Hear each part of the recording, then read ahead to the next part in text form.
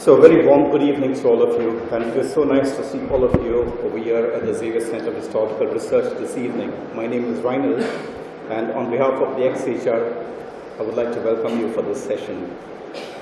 It is so nice really to see familiar faces and so many of you who were connected over here before. I would particularly like to point out that there's Father Xavier over there with us, who was the former director of this place. There is also Father Malcolm, who's come all the way from Belgaum over here for the session with Stephen over here. Malcolm also worked over here the previous year at the Xavier Center. Thank you all for making it over here for this exciting conversation today. And what is the XHR about? The XHR is really a research center that primarily researches on the history of Goa, but also involves itself in other domains like the arts. And as you see that we also have this this exhibition of the Fonseca, where the paintings still on at the moment. So this evening's conversations will discuss the book, Belgaum, Goan Memories from the Center of the Universe, that has been edited by Clifford W DeSilva with contributions from Derek Almeida and also published by Frederick Noronha's publishing house, Goa 1556. And this discussion will focus on this theme, on this thematic of Belgaum as another chapter in the Goan migration story. The conversation will explore questions such as, why did Goans settle in Belgaum and the nearby towns of Hubli-Dharwar in the first place? How did they adapt to just new surroundings, mingle with others, and yet retain their distinct identity? It will also examine how the migration to Belgaum fits into the broader narrative of Goan migration across India and the world. And for this discussion, we are very delighted today that we have with us the editor himself, Clifford W DeSilva, who was born and raised in Belgaum and passed out of St. Paul's High School, Belgaum. And now based in Navin in Goa, he practices as a psychotherapist and corporate facilitator. He also offers practical courses in counseling to graduates fresh out of college. Thank you so much, Clifford, for making it here. Pleasure to have you.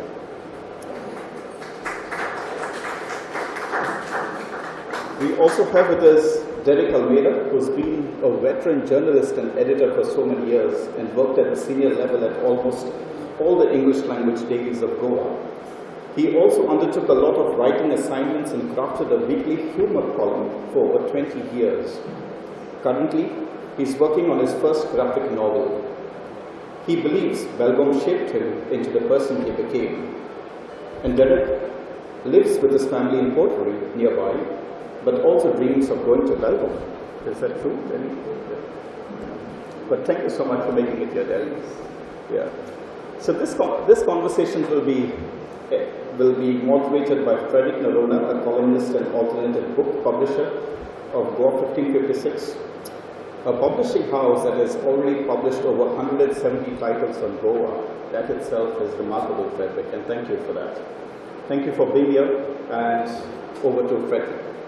So the conversation will go on for about another half an hour or so, after which the floor will be open to you to ask questions, and then we will conclude by about 7 p.m. Thank you.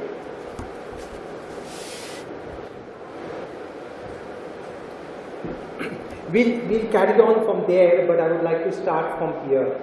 So, good evening everyone, warm welcome. We'll get straight into the topic. When Cliff was asked why this book was done, he came out with this short and easy explanation saying that Frederick has already published a book on Bombay, so he did one on Belgaum. Now that's the easy and convincing explanation, but it's not the full story. We hope that in the next hour, by the time we finish this program, you will get an idea of why we did it. Okay? To give you a hint at the beginning itself, the idea of Goan migration is a very complex one. It's like this elephant of Hindustan, where depending on which part of the animal you touch, you get a different kind of feeling about it. So it's very complex.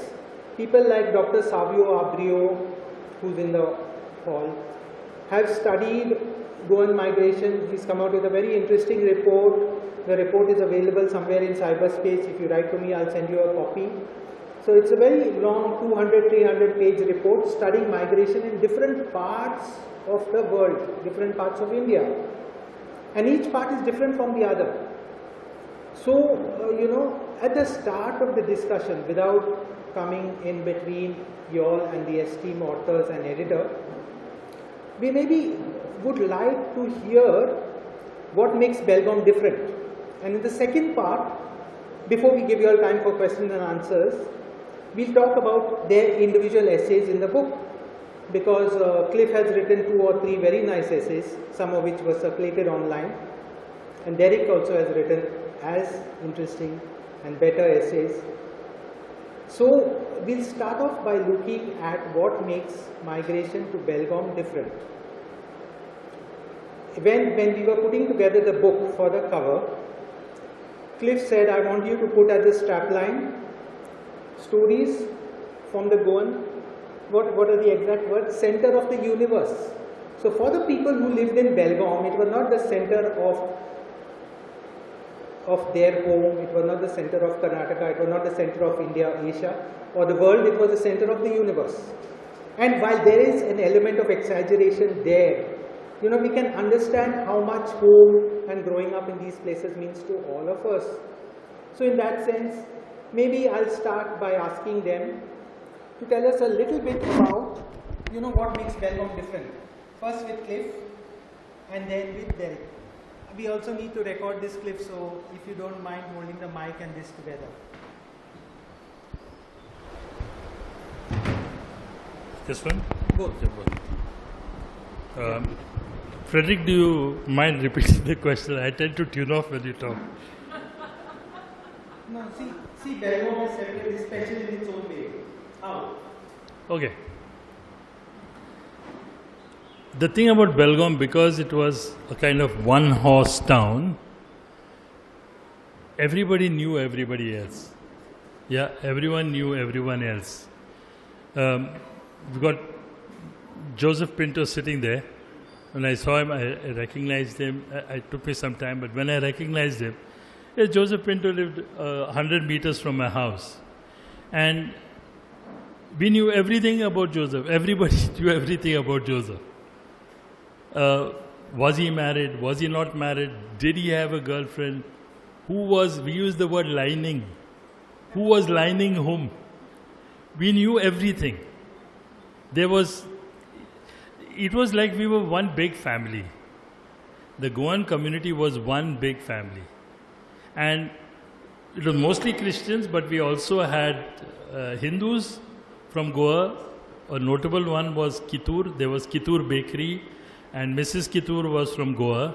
So, of course, it was news to us that Hindus also are Goans, because we thought only Catholics were Goans. But that's how we were. We were one family. Everyone knew everyone else. I was in charge. My father used to take up all these jobs of getting the Herald, the Calcutta Herald. He would get the whole Herald every week, and then I had to go and distribute it on Sunday. And there was the Examiner. It was a boring job. But that's how it was. If I didn't do it well, everybody told my parents. It was reported. There's this article about Father Eddie Menezes there. He beat all of us once, the whole band, because we were goofing off instead of playing. And he beat us mercilessly, so we went and complained to the rector. We said the rector is Father Eddie's boss. By the time I got home, I got another beating because I complained against Father Eddie. Because Father Rector had already told my parents. So you see, this is what made it unique. And because we were a very small community, and we never made that distinction, he's a Catholic, he's a Muslim and stuff like that. In the school, we had that cosmopolitan kind of feeling. So we didn't make those kind of distinctions. We were one family. Yeah. That's very interesting. Also, at the back of the book, from what Cliff put down, 2 things come out. One is that the Belgaum Goans were very much into hockey. They produced some Olympians, people who were playing for Kenya. 3 or 4 of them, they are listed in the book. And they also produced a lot of army men in the Indian army. So, when some politician in Goa said all Christians are anti-national, Valmiki Falero went doing a book to show how many Indian Goan Catholics had served the Indian army. And I think quite a contingent had come from Belgaum. So each place has its own kind of peculiarities. So Belgaum has this kind of peculiarity, English speaking again because of St. Paul's. Somewhere the point came out that people migrated to Belgaum for jobs and education. But over to Derek, where he can tell us about how he saw Belgaum. I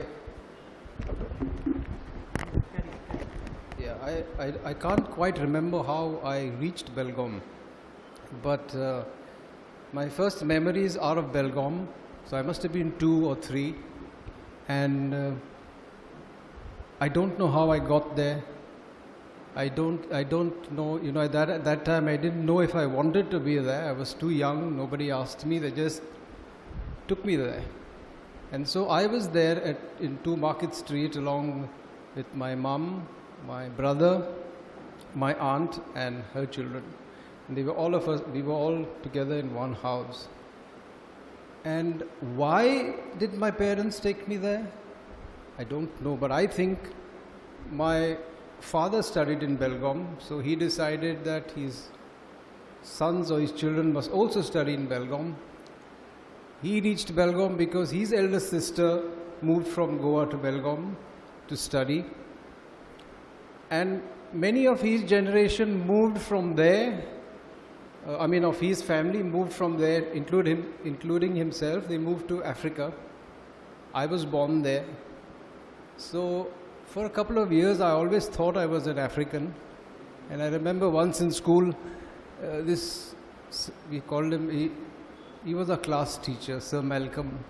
So he said, okay, everybody now tell me where you come from. So somebody was saying Maharashtrian and, we are from here, Karnataka.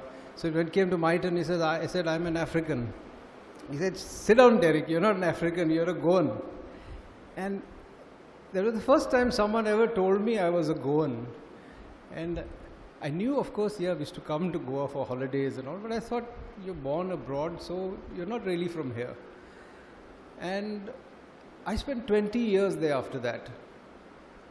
And I think most of the time after that, I knew I was a Goan, because we used to come for holidays, go back to Goa, go back to Belgaum.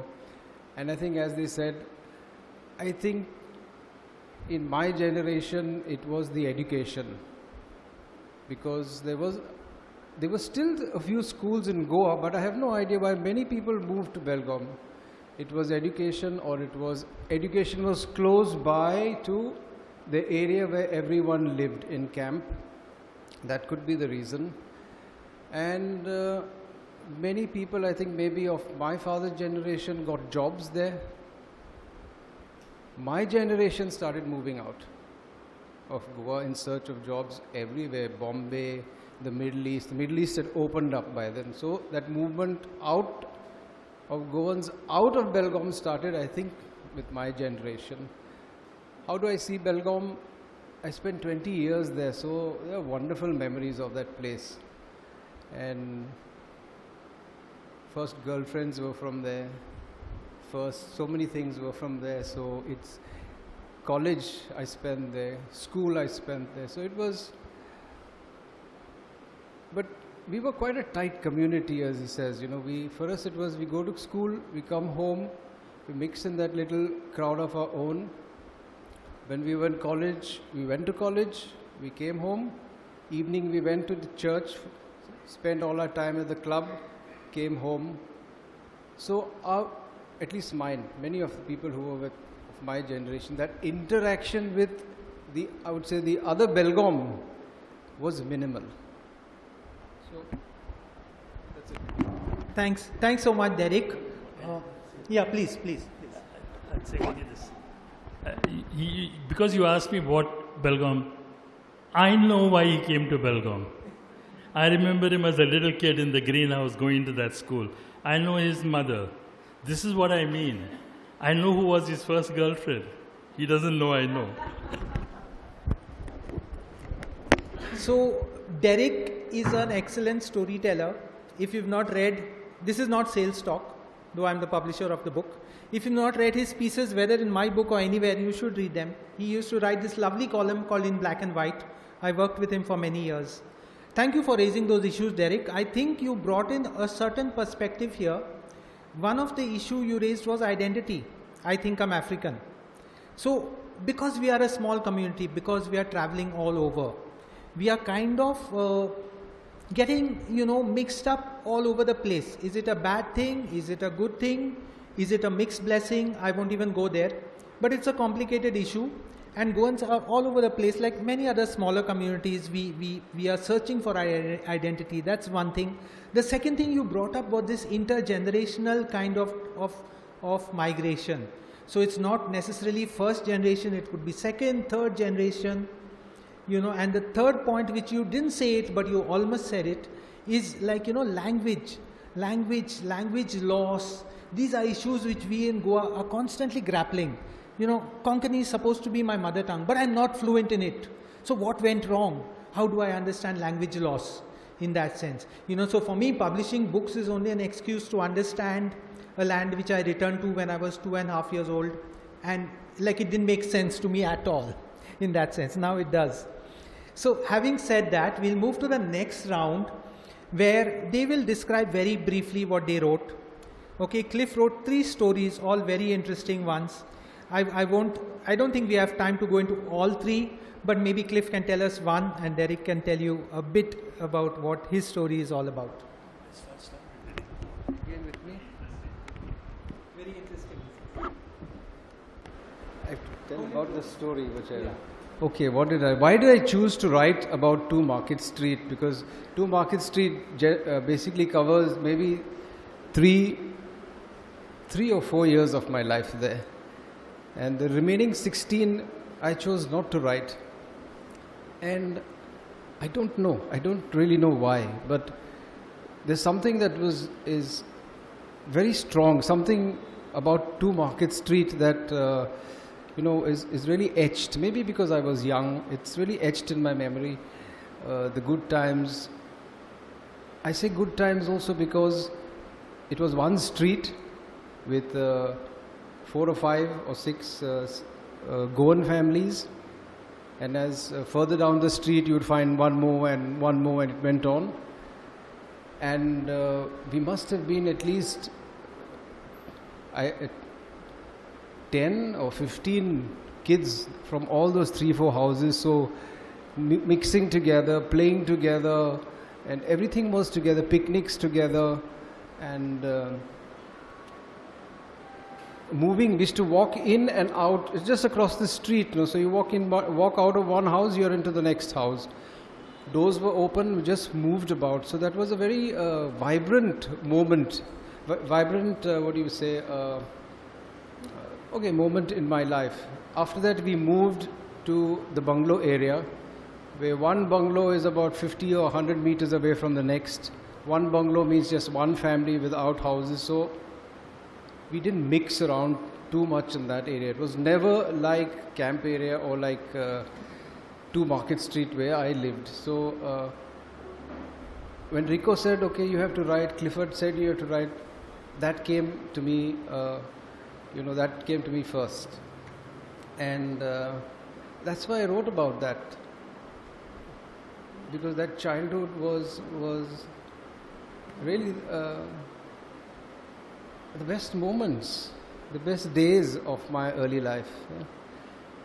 So there were a lot of friends I wrote about. There are a lot of friends and acquaintances I didn't write about.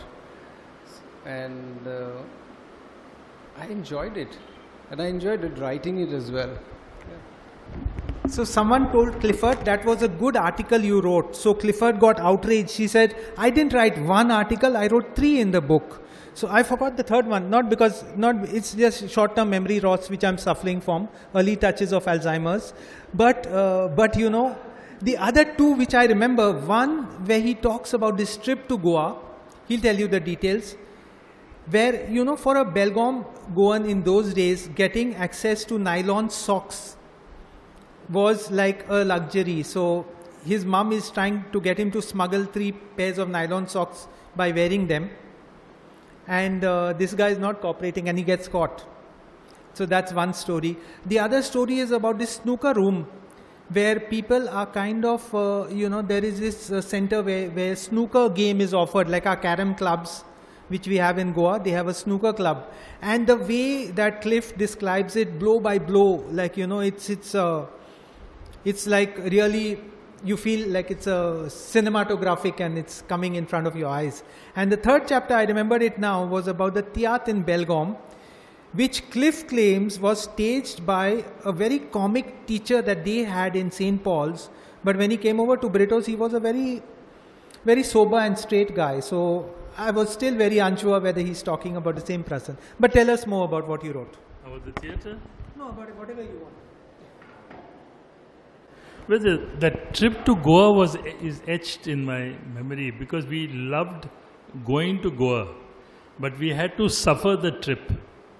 First of all, that bus ride, the guard section, the throwing up, and then we were pushed in through, there were no reservations. We were pushed in through the window, and then we were told to keep a seat. I mean, think of it, a 6 or 7-year-old boy, a 10-year-old sister. How are we going to keep a place for anybody? And then we get a barging for not keeping a place. And you see, we went from Belgaum to Dharwar, from Dharwar to Kodibag, another bus. Why couldn't that bus just go anyway? Then we got into a ferry. The ferry had no doors, there were only windows. There's a picture of it in the book, that the kind of boat. So there also you're supposed to keep place. I mean, everybody is going through those things. Then the water level is just about 6 inches below you. That's when we didn't want the window seat actually, because you could fall in. Then after you reached from Majali, from Sadashivgarh to Majali was another bus ride. Just think of it. Think of a small child trying to do all this. Then going through customs and then going in that no man's land, about 150 meters. And then the Goa bus, which is, many of you must be remembering those Carreras. That was a different experience, but I didn't write about Goa and the exotic stuff about Goa because this book was about Belgaum. So I wrote on the way back because going, there was no customs for us. Coming was the customs, India side. And so my mother I didn't know why this was. She told me to wear 3 pairs of socks. She told my sister, wear 3 pairs of socks. She said, no, but I'm a girl. No, you have to wear 3 pairs of socks. And she gave me 3 pairs each to put in each pocket. And we were sitting out there. But I wanted panka soda. You know what is panka soda? It was the soda with the marble. They used to put a little rubber cap over the opener. So when you pressed it, it did panka. You're hot, you want a soda. So I kept going to the shed and saying, Mom, I want a panka soda. At one point, she had reached the customs guy. He called me. He said, come here. What was that you got in your pocket? I took out and showed him 3 pairs in my right hand, 3 pairs in my left. I saw Mom's face and at least I didn't tell him I'm wearing 3 pairs. But he knew. He's a seasoned guy. He said, and how many are you wearing? I kept quiet, but he checked. There's 3 pairs, so now there's 9 pairs. I didn't tell him about my sister who has 3 pairs on herself. I got saved there. But, for the rest of the way, we didn't dare ask for panka soda after that because we heard about it till Belgaum, about this thing. This is how it was. But it was all worth it. Just coming to Goa was worth it. By the way, I still resent my grandmother. When we were leaving, she used to give us 3 escudos. And I used to think, why can't you give it to us when we come into Goa? Because Mom would keep those 3 escudos for next time. You never got it. Okay. So, yeah. We have time for 2 things, interactions, questions, There are also some people who contributed. I would really like them to stand up, say a word, at least to introduce themselves, because you all are as much a part of the book. You know, ma'am runs Wisdom Book House. So you can please tell us something, a little bit of your article also.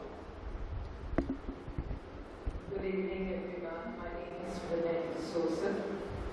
I have been a contributor written about my life when I was a young kid in Dhaka, especially at the Karnataka University. Till today, I have a lot of friends. We meet very often. I schooled there. That was right up till PUC, what we call the class 11 here. And I have very, very fond memories. I think Dharwar had a big impact on me.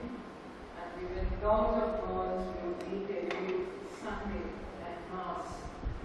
And we had a very funny thing. We would all go to Dharwar restaurant to have breakfast. And the first thing we would be greeted by is a namaste. And even the waiter knew what we would all order for. So that was something very, very interesting.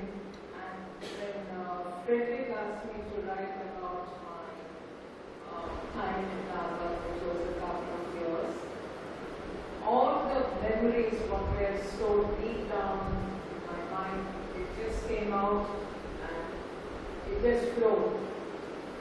So I'm really grateful that my whole thinking pattern as I am today, the foundation was in Dhaka. Thank you so much.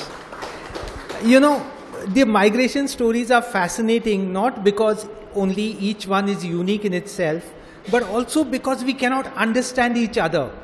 Like, it's a fact that the English-speaking Goan cannot understand the Portuguese-speaking Goan, and both of them cannot understand the mindset of the Konkani-speaking Goan. So you know, we feel a bit threatened by these other points of views. So forget about religion, more complex things like religion and caste, where there are even deeper differences, but I'm saying even within the so-called same religion, because of language and geography, we have some differences. But you know, once you dig deeper, you find that there are similarities. There's so much fascinating there. Some questions, interaction, we still have time, but I want to keep this interactive so that we hear as much as from you all as.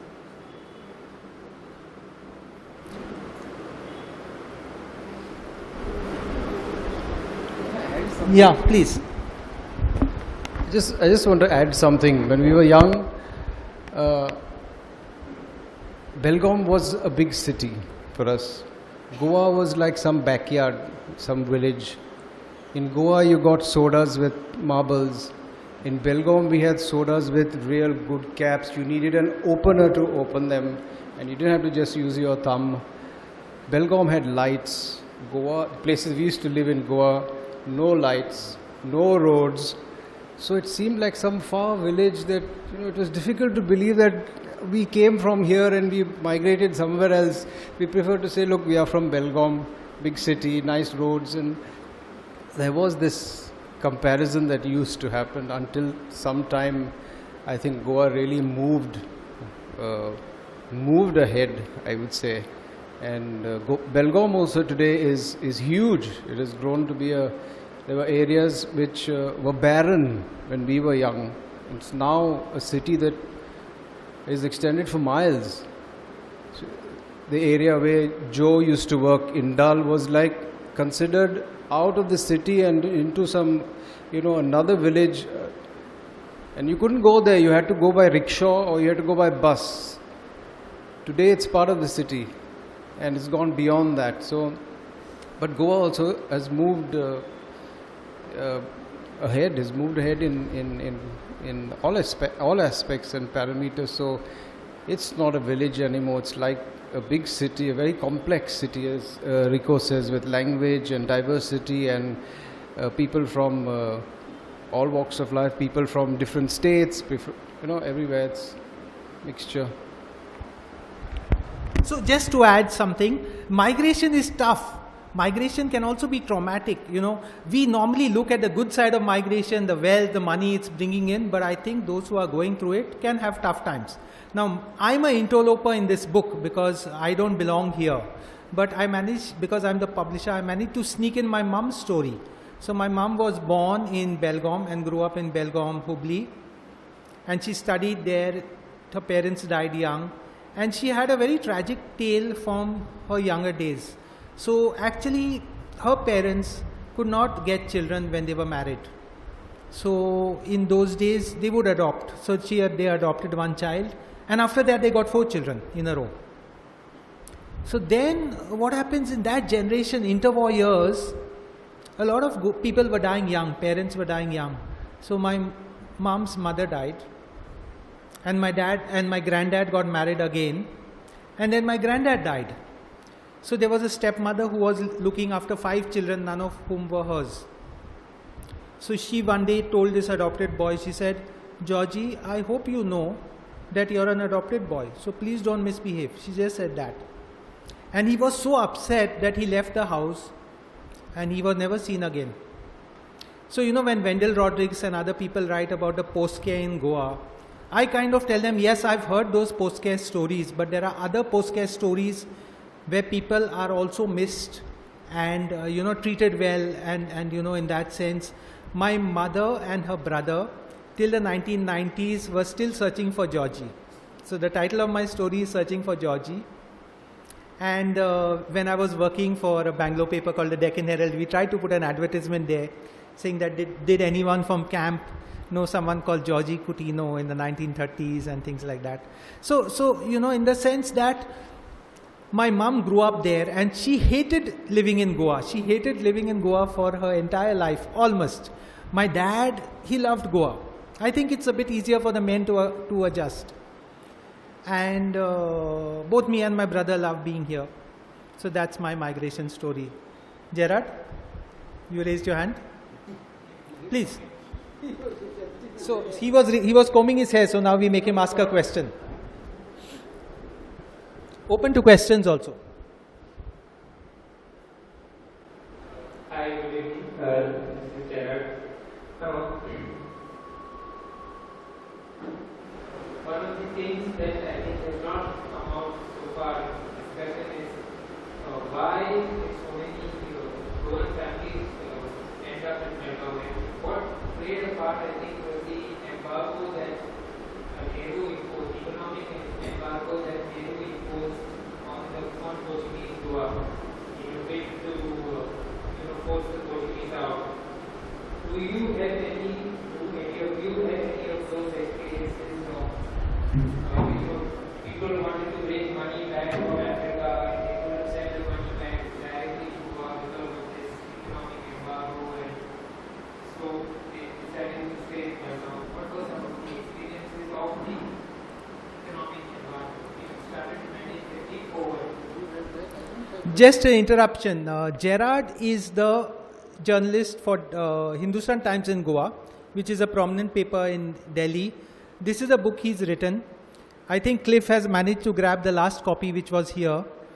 There are more copies there. So it's called Crimes of Passion. It's a non-fiction book about some of India's most horrific crimes that were tried in the last 20 odd years.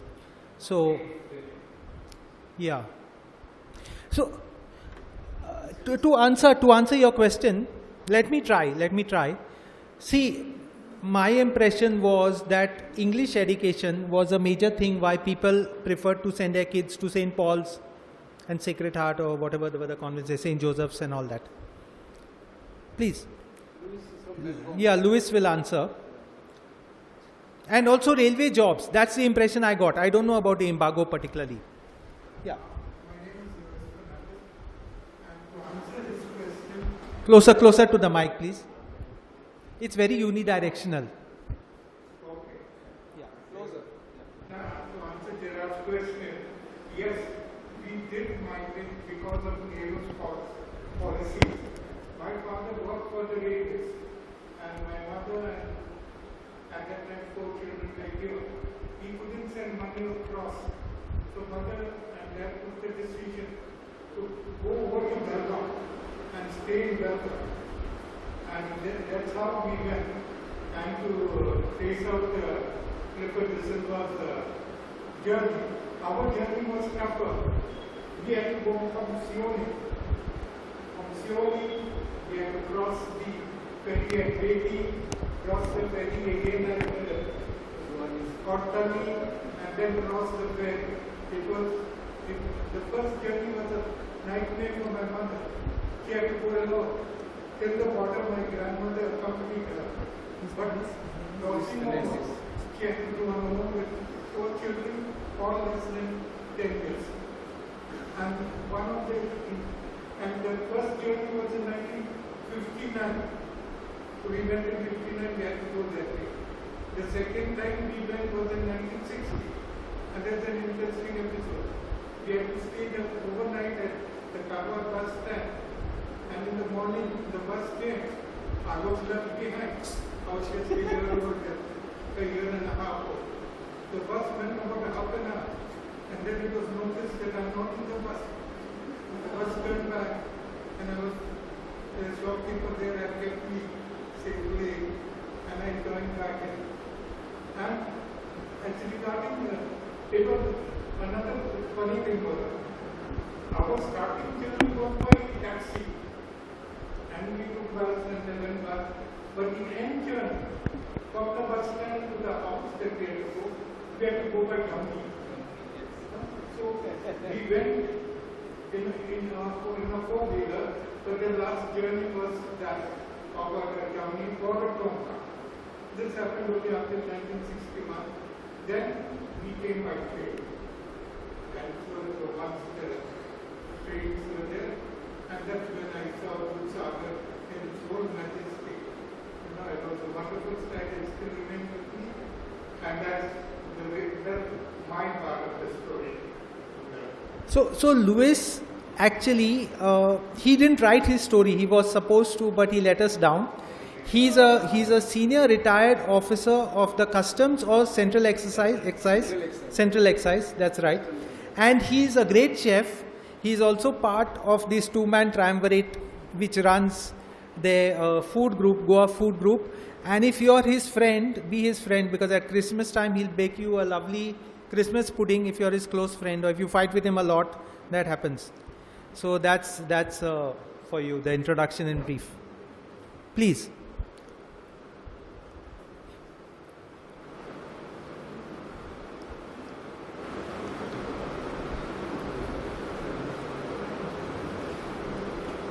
I'd like to. Do you all know what's a dumney? Yeah, no. Yeah? Please. Do you all know what's a dumney? Only those who have read your piece. Yeah, okay. A dumney is like, you think of a carriage, no? You think of a carriage put on top of a bullock cart. Yeah, a carriage on top of a bullock cart, and you had little doors to enter and seats to sit and small little windows and all that, but it moved like so slowly, those bullocks. It was so damn slow, but I can't understand why we didn't just walk to the bus stand. It was so slow, but I guess it was the luggage. So we had to take these. And the next, if you couldn't get a dumney, then you went by Tonga, and which was a horse-drawn carriage. And if you couldn't get that and you have a little more money, then it was a rickshaw. And that's why we thought Belgaum was really big, because they never had rickshaws in Goa in those days. No rickshaws. The only thing they had was those black and yellow taxis. That's what I remember. So That's a dummy. So we are coming back to Savio Abreu's study on migration in Goa and how the full thing fits in. Because if you read that, you get a picture of why people are migrating, where the mismatches are coming in. And I think in this case, people have raised the issue also. The point of English education, Gerard raised it, or at least I raised it in answer to you. The point of English education, where because we don't have English education in Goa, people are preferring to send their kids to Belgaum. Maria Nazareth made this comment on one of the groups that my parents came from Nairobi, and because the climate was similar, they went to Bangalore. Something like that, she said. But English education was a problem in Goa. So because the Jesuits also had big institutions in places like Belgaum and Mangalore, people preferred to go to Belgaum. That's the impression I get. Railway jobs were another big puller. So my grandfather was working in the railways in some humble capacity, I guess. At this point, I'd just like to note the presence of Rudolf Noronha, Dr. Rudolf Noronha, who's come all the way from Mangalore for this function. Okay, and my friend Alan Machado, the author of these books on Mangaloreans, will always tell us, he tells me, Rico, he says, you talk about all the diasporas, but you forget the biggest and the first, probably one of the first, which is the Mangaloreans. So many Mangaloreans are connected to Goa, though we have forgotten it and they have also forgotten it. So Rudolf is an engineer, mechanical engineer. He's done his PhD on the history of science and technology along the west coast of India during the colonial era. So thank you so much for coming here, and I hope you get your train back on time. I'm sure Cliff is going to help you with that, because he stays very close to the railway station, if he's going home, that is. Someone else, please. We provoked you enough, so there's no reason for not.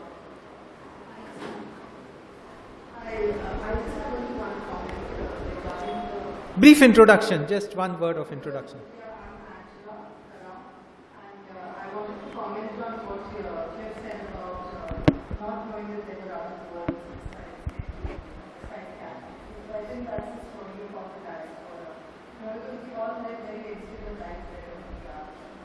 Tend to not know, these tend to stick together, and I think that even then the language also remains, transports itself wherever you go, because even if you're in Bombay, you're in a instead of going place, you tend to learn Konkani as well as anyone else. I can say that to my students. So yeah, it's a point. Interesting point. But just to come back, Angela, see, the migration of Goans outside of India was largely Catholic driven. So in East Africa, for example, like the other Goans thought that all Goans were Catholics, because there were no Hindus there in the diaspora there, except maybe Suresh Amonkar, who was a very prominent teacher there, one of the only ones. Everyone will talk about Suresh Amonkar. There was no other Hindu there. But in the rest of India, there was a lot of Hindu and Catholic migration, but that time, because of community differences, cultural differences, maybe they stayed apart. Dr. Celsa Pinto told us that even in Karachi, there was the Hindu family called the Raikars, who were goldsmiths in Karachi, and they are probably still there. So it's complex. Sorry, who? Paula. Angela is a cartoonist. If you're on her WhatsApp group at 3 o'clock every night, you'll get a cartoon. Congratulations on your book. I do have a background connection. I just like to ask you, what period does your migration studies cover, and what is the earliest recorded migration you have? I'm not an academic actually. So, there was a young boy, he was told, this is poetry and this is prose, and you've been talking prose all your life. He didn't know. So I didn't know that I was a migrant. I just was part of it. But I can tell you about my own stories. My father is already a migrant in the sense that his parents, and he was born in Karachi. And he was born in 1895, and he was the last of 9 children. So you can see how far back the migration goes. Then he came to work in India, and then he settled in Burma. And then in the 1940s, because of the war and so on, they thought Belgaum is a good place to come and settle in, because it's good climate, good education. The army was there, that was another help. My father had a commission in the British Army. So all these things were factors.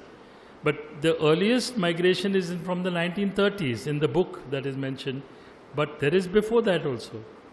Before us, there were what Alfie Montero likes to refer to as the Bardeskars. We used to call them city Christians. They were called city Christians because they were not Goans. They were originally Goans. City Christians, city. They used to stay in the city area of... No, they used to stay in the city area of Belgaum. So we used to call them city Christians. There was Matthew Desa, a prominent lawyer in Goa. His brother is a very prominent Jesuit, Francis Desa, is a city Christian. Yeah, so they had migrated much before us. That was for other reasons. Probably Alan Machado is here, he would be able to tell us. Okay?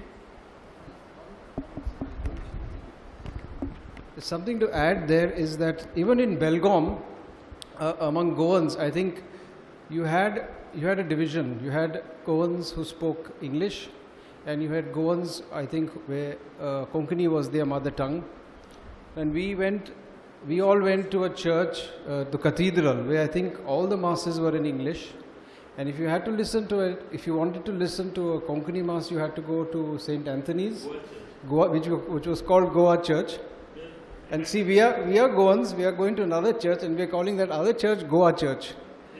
So there were these kind of segregations. I think it was pretty unconscious, but it was there. And if we thought that every Goan is a Catholic, I think it depended a lot on where we came from. Like I came from, by early memories of Carmona, which is in Salcete, which is Catholic dominated. And the only Hindu we had there in our area where we lived was a man called Kashinath who used to cut my hair, and his wife Subaya. And they didn't have children, but they lived around. But otherwise it was a sea of Catholics. Then we go to Belgaum, it's the same thing, but because we are insular. So it's not surprising that we, for many years, believe that all the Goa is predominantly Catholic. People outside Goa used to also believe this for a long time, because I remember traveling from Margaon to Panjim to work, and there was an Air Force officer who was sitting next to me in the bus, and we were talking, and then suddenly he said, but I think Goa is 75% at least Catholic, So, I was already a journalist then, so I knew some stuff, So I asked him, why do you say that? He says everybody dresses they are all in dresses and in jeans and all this kind of clothes. I said, no, it's exactly the opposite. We're just 25%. And he just couldn't believe it. So these are the perceptions that we grow up with. And that was the perception we grew up being in Belgaum. To answer Paula, I think that the statistics you have to check Dr. Xavier Abreu's report for. This is small data, not big data. These are people's micro stories. But if you generally read up on migration, Goan migration, apparently every place has its own story. Like Sindh and Karachi and all opened up after some Afghan war, or the British built some railway there or took over Sindh or something like that. East Africa with the railway. Burma, some other incident, maybe the Anglo-Burmese war, kind of opened up opportunities there. So Portugal, initially it was just students going to Portugal, and after 60s a lot of Goans got free plane rides to go to Portugal, and it's very complex but interesting. Someone else would like to say anything? Yeah, please, Michelle. Father, at the side of you, yeah. I have a comment, not a question, and it's what you said about the churches, and it was very similar in Pune, where the city church was the Goan church, where there was a mass, and the St. Xavier's church, which is again was the Jesuit church, was the English mass and the English sort of church. There was that kind of distinction. Also, my mother's whole family spent a lot of time in Belgaum, and my grandfather said that he started the post office there. This was in the early 40s. They were in Belgaum from about 40 and they moved to Pune in 49. And so my mother went to school and college there, all her memories were from there. And all her siblings went to all the places that you mentioned in the book. And Cliff was named after my mother's youngest brother. So I think it's a very small Goan Catholic community in Belgaum and very similar to Pune. So maybe Frederick, your next book you have to the Puna migration story. Why not?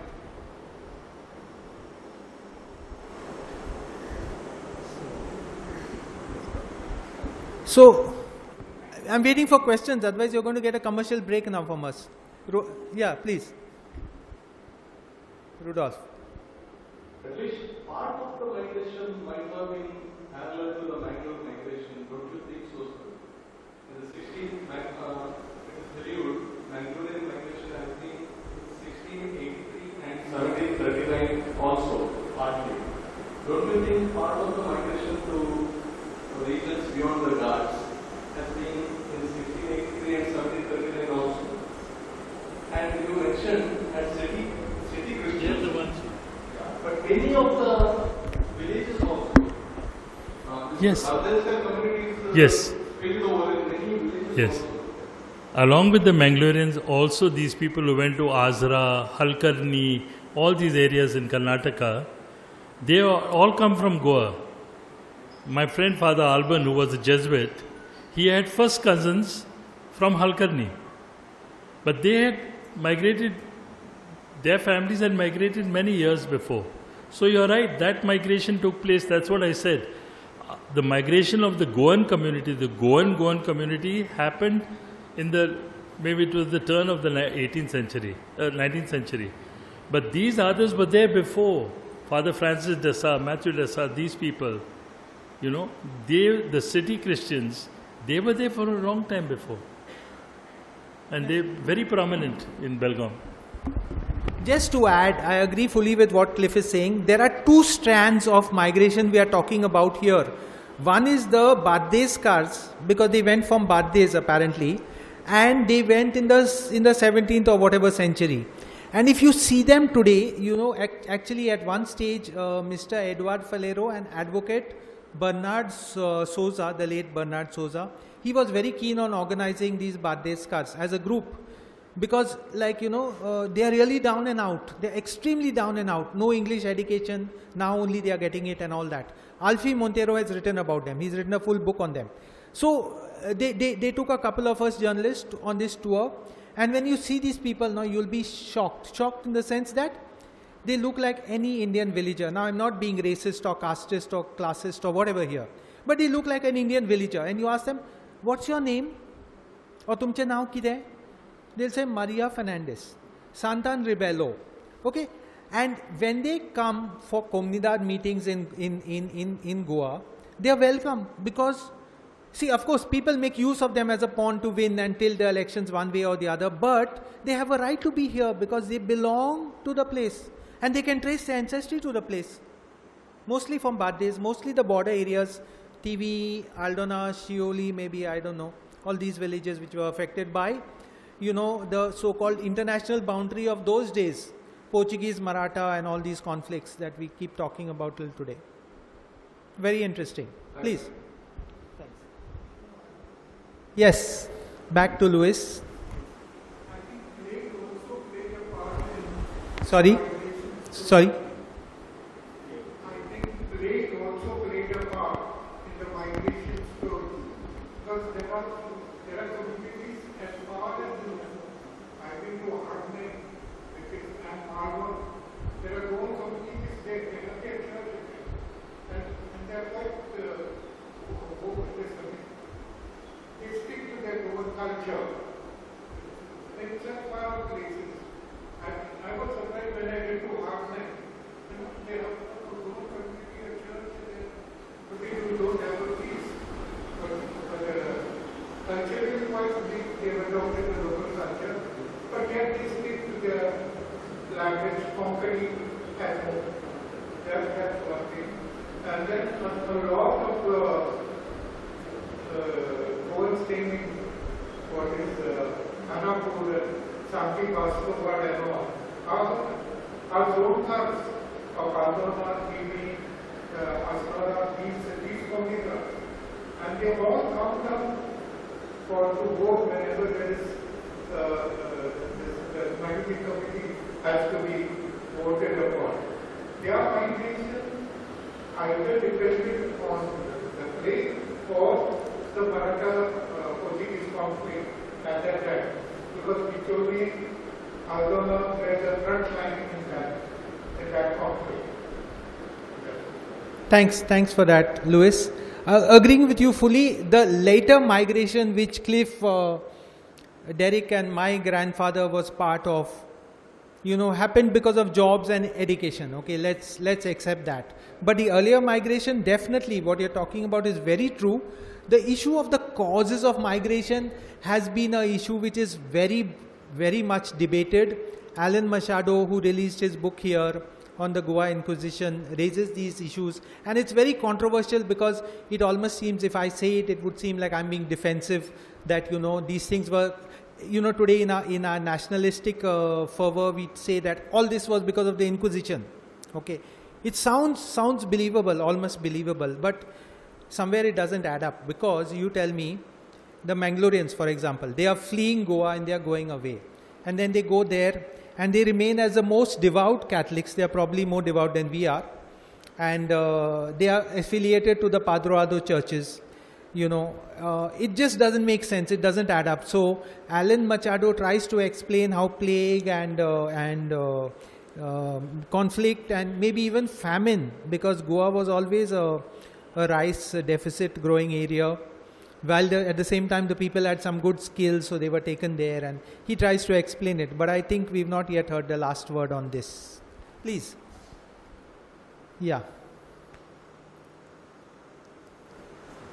Inquisition, in my opinion, can't be the reason, because between Inquisition and between the presence of any significant Catholic population in Canada region, quite a few travel accounts and sources have been found out. In none of the sources, there is no mention of a significant presence of Catholic migration.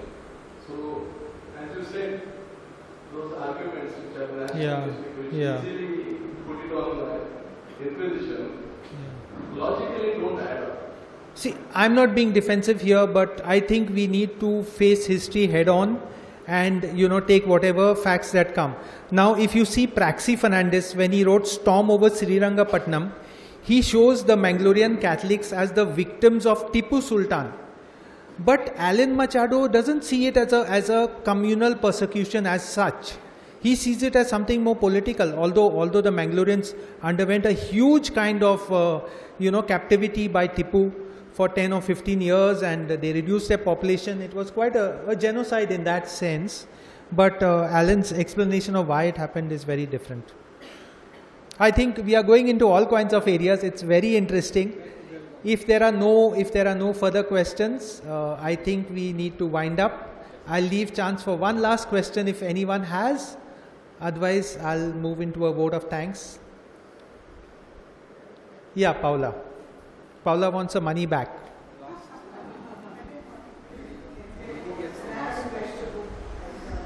So I would like to say from all the discussion that the reasons of migration are varied. It can't be just one particular reason. And I have to get in touch with Michelle because my great-grandfather retired from Belgaum as a postmaster general. So I'm trying to trace some family connection there. And my great-grandmother's grandfather was from Mausa, was a Ganser, and he did trade with the British had a military camp there. So he did trade from Mausa. He took a lot of stuff from Mausa, especially the Warsaw, and they went over the Ghats, Gola Ghats, and then he brought vegetables and a lot of other continental stuff from Goa. My great-grandmother's father was born somewhere around 1839, and I think he was born in Belgaum. And his father was there before that. Must have been, end of the 17th century, beginning of the 18th century. That there was already migration, and it was not. And also the other aspect which we have to consider is that Mausa and the Bardes area came under the Portuguese rule much later. So there might have been an inquisition in the sense, like in the Bismarck area. I don't know how much of it was there in the Bardes area. I think we have to look into that aspect of it also. That's a lot of data. Thanks for giving us those years. From the way Paula is speaking, you can make out that she's a Bombay or whatever Goan, returned to Goa searching for her roots. It's a good thing. It's a good thing. We need to keep searching. Catch your stories, capture your stories, share your photographs, take care of your photographs. These are precious. Before it's too late, one fine day the white ants will get them. So on that note, I'll end here for now.